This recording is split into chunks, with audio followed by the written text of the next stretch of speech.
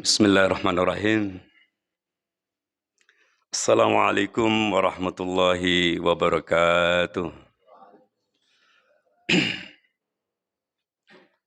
Alhamdulillahilladzi arsala rasulahu bil huda wa dinil haq liyudhhirahu 'ala dini kullih walau karihal musyrikun. Asyhadu an la ilaha illallah wa asyhadu anna Muhammadan abduhu wa rasuluh. Allahumma shalli ala Muhammad wa ala ali Muhammad. Rabbi shrah li sadri wa yassir li amri wahlul 'uqdatam min lisani yafqahu qawli amma ba'du. Hadirin jemaah subuh rahimakumullah. Yang pertama dan utama, marilah kita senantiasa bersyukur, berterima kasih kepada Allah Subhanahu wa taala atas segala nikmat yang kita terima, khususnya pagi ini, sehingga kita bisa dengan ringan melangkahkan kaki menuju tempat ibadah masjid yang mubarakah ini untuk melaksanakan salah satu perintah wajib, yaitu sholat subuh, yang alhamdulillah dapat kita kerjakan secara berjemaah. Mudah-mudahan ibadah kita hari ini diterima dan mendapat ridho dari Allah Subhanahu wa taala. Amin. Shalawat dan salam senantiasa marilah kita curah limpahkan keharibaan Nabi kita, Nabi besar Muhammad sallallahu alaihi wasallam, yang telah membawa kita minal dzulumati ilan nur. Hadirin jemaah subuh yang dimuliakan Allah, mohon izin untuk meneruskan apa yang telah dibahas sebelumnya, yaitu tentang penjelasan tafsir Ar-Rahman dan Ar-Rahim menurut Samudra Al-Fatihah. Pada edisi pagi ini tiba saatnya untuk sedikit mari kita bicara tentang salah satu rahmat Allah, khususnya rahmat duniawi. Setelah kemarin itu udara dan cahaya, hari ini saya mengajak untuk sedikit berbincang tentang air, banyu, tuyo, water.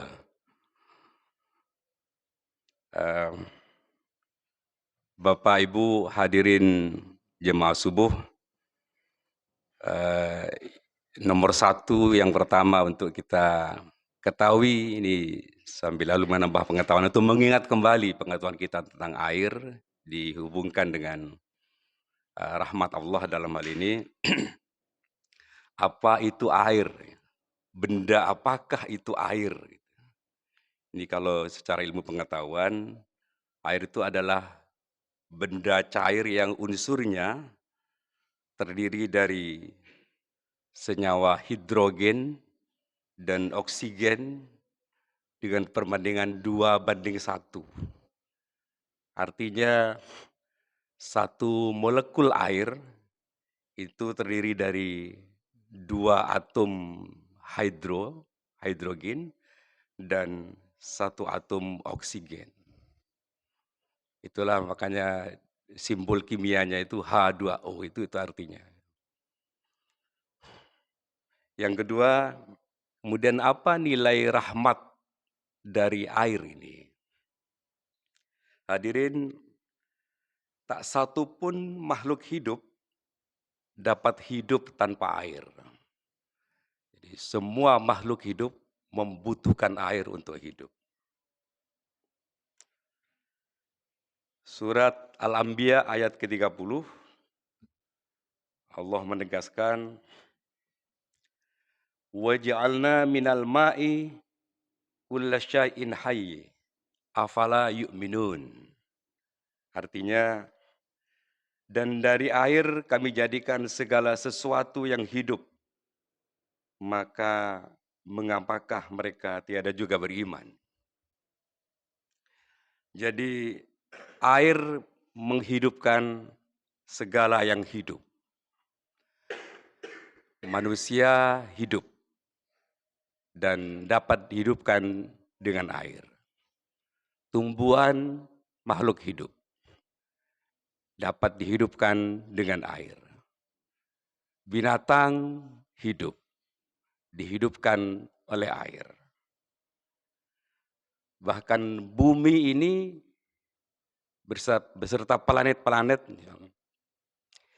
ini akan kering kerontang, akan menjadi benda yang keras kalau tidak mendapatkan air. Jadi air menghidupkan yang hidup. Dalam dalam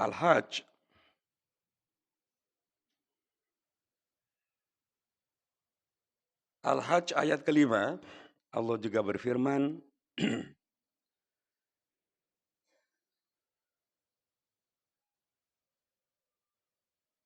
Ya'lamu min ba'di ilmin syai'au wa taral arda hamidatan fa idza anzalna 'alaihal ma'a tazzat wa rabat wa ambatat min kulli zawjin bahij. Yang artinya, dan kamu lihat bumi ini kering. Kemudian apabila telah kami turunkan air di atasnya, hiduplah bumi itu dan suburlah dan menumbuhkan berbagai macam tumbuhan-tumbuhan yang indah. Berkat air yang Allah turunkan. Saya kebetulan pernah membuktikan sendiri betapa air ini memang betul-betul dapat menghidupkan. Saya harus memindahkan sebuah tanaman waktu itu, tanaman bunga, karena akan dibangun sesuatu di tempat itu, sehingga kemudian kita cabut tanaman bunga itu, kemudian dipindah ke sebelahnya. Tapi rupanya beberapa hari kemudian tanaman ini mengering. Sehingga kawan atau staf waktu itu berinisiatif untuk mencabutnya saja, karena sepertinya sudah tidak akan hidup lagi. Tapi saya suruh untuk mengairi, menyirami terus. Sampai akhirnya masih juga kawan atau staf tadi itu untuk mencabutnya, karena belum menunjukkan tanda-tanda kehidupan. Sampai akhirnya saya temukan ada satu batang yang hijau, tumbuh atau bersemi sekitar helai daun begitu. Itu kemudian kami menjadi yakin ini insya Allah akan hidup. Terus kita airi, sekarang menjadi besar, hidup, bagus, cerah, indah begitu di pinggir jalan raya. Insya Allah ini benar karena air. Hadirin jemaah subuh yang mulia. Yang ketiga, pernahkah kita renungkan bagaimana cara Allah membuat itu air dan mengalirkannya ke tempat kita, sehingga dengan mudah kita dapatkan air itu. Tinggal putar keran, air mengalir. Tinggal menyiduk istilahnya dari bak air, bak mandi, kita dapatkan air untuk mandi, keperluan lain dan sebagainya. Tapi pernahkah kita renungkan bagaimana Allah menciptakan itu air, kemudian mengalirkannya ke tempat kita, sehingga memudahkan kita menjalani hidup ini. Karena kalau tanpa air, insya Allah kita tidak akan dapat hidup tadi itu. Hadirin jemaah subuh yang dimuliakan Allah, penulis buku ini atau penjelasan ini pernah mengadakan eksperimen, semacam eksperimen di Tretes Malang sana, di pegunungan itu. Dia menaruh sebuah kaleng mentega sebesar ukuran 1 liter, 1 kilogram, dan dia taruh di bawah sehelai pohon, sehelai daun.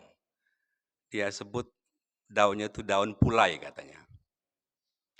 Dia taruh di sore hari dan dia biarkan di situ. Pagi-pagi dia temukan, dia lihat lagi, udah penuh itu satu kaleng itu dengan air. Yang rupanya tetesan dari daun tadi itu. Jadi satu helai dalam semalam menghasilkan satu kaleng atau 1 liter air. Nah di pegunungan itu atau di gunung itu, di tempat itu, ada berapa helai daunkah itu? Berapa juta? Berapa juta helai daun? Sehingga dalam semalam itu dapat kita kalikan sendiri juga, akan dapat dihasilkan berapa juta liter air, berapa juta kaleng, 1 liter air, liter air yang dapat dihasilkan dari sekian banyak daun di gunung itu. Dan bagaimana dengan di tempat-tempat lain, dengan gunung-gunung lainnya? Rupanya itulah Allah menciptakan air dan mengalirkan untuk kita. Air yang menetes dari daun ini kemudian masuk ke bumi, masuk ke tanah, kemudian dia mengumpul menjadi mungkin got-got kecil, kemudian dari got-got kecil ini kemudian mengumpul lagi menjadi selokan, selokan kemudian mengumpul lagi menjadi kali-kali, kali kemudian mengumpul lagi menjadi sungai, sungai mengalir sampai ke laut. Nah, di dalam rembesannya sungai ini, dia juga di aliran sungai ini kemudian dia juga merembes masuk ke dalam tanah, melewati pipa-pipa, melewati lubang-lubang, termasuk melewati pori-pori tanah. Itu kemudian terus mengalir, yang kalau kita gali tanah, maka akan muncul air. Itulah air yang dibuat oleh Allah dan dialirkan, dihantarkan kepada kita semua. Proses seperti apa Allah membuat air dan mengalirkan kepada kita semua.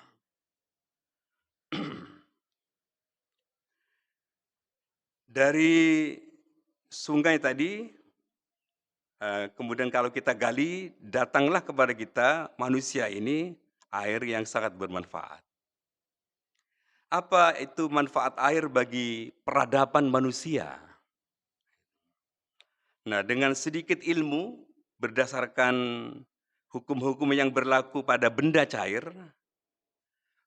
alhamdulillah sampai sekarang ini terus berkembang, manusia dapat menciptakan macam-macam peralatan. Contoh, di mana peralatan ini adalah sangat berguna bagi kehidupan kita dan juga untuk meningkatkan peradaban manusia. Karena hukum air yang horizontal, yang selalu sama tinggi, maka manusia kemudian menciptakan alat, sebuah alat yang berguna, yaitu ledeng atau water ledeng. Sehingga dengan water ledeng ini dimasukkanlah air ke dalam pipa-pipa dan pipa kemudian dialirkan, disalurkan ke rumah-rumah. Kemudian kita tutup pakai keran yang kalau kita buka itu keran, kemudian air mengalir. Ini karena hukum air atau prinsip air yang selalu sama tinggi atau horizontal. Water ledeng tercipta.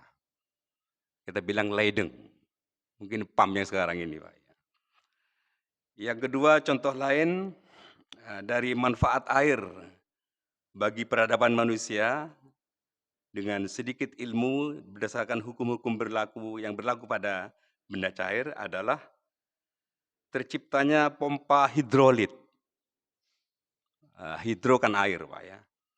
Nah, ini didasarkan kepada hukum yang namanya hukum Pascal itu. Jadi jika air dalam sebuah ruangan tertutup, itu diadakan tekanan, maka tekanan akan mengarah kepada segala penjuru, kepada segala arah.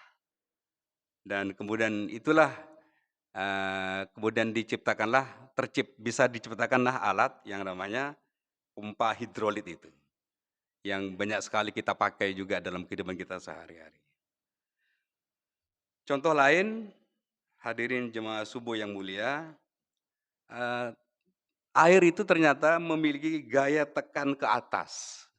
Dikatakan seperti itu dalam hukum benda cair yang berlaku pada benda cair. Air itu memiliki tekanan, gaya tekan ke atas. Jadi setiap benda kita masukkan ke dalam air, maka air seberat air itu dan sebesar volume benda itu, maka benda itu akan tertekan ke atas. Terkena gaya tekan ke atasnya air. Dari hukum Archimedes ini, gitu, manusia kemudian dapat menciptakan perahu, menciptakan kapal, menciptakan macam-macam kendaraan yang dapat lari, melaju di atas air. Dari hukum Archimedes ini, dari hukum yang berlaku pada benda cair. Dan kesemua hukum di atas adalah hukum Allah yang disebut dengan sunnatullah of nature. Yang tidak dapat kita ingkari, dan memang Allah lah yang sebenarnya menskenariokan itu menjadi sebuah hukum, kemudian manusia dapat membaca, menyingkap rahasia itu, kemudian menindaklanjutinya, mengimplementasikannya dengan penciptaan macam-macam alat yang sangat amat diperlukan untuk peningkatan hidup peradaban manusia. Itulah rahmat Allah melalui benda cair atau air ini. Semoga bermanfaat. Ihdinas siratal mustaqim. Wassalamualaikum warahmatullahi wabarakatuh.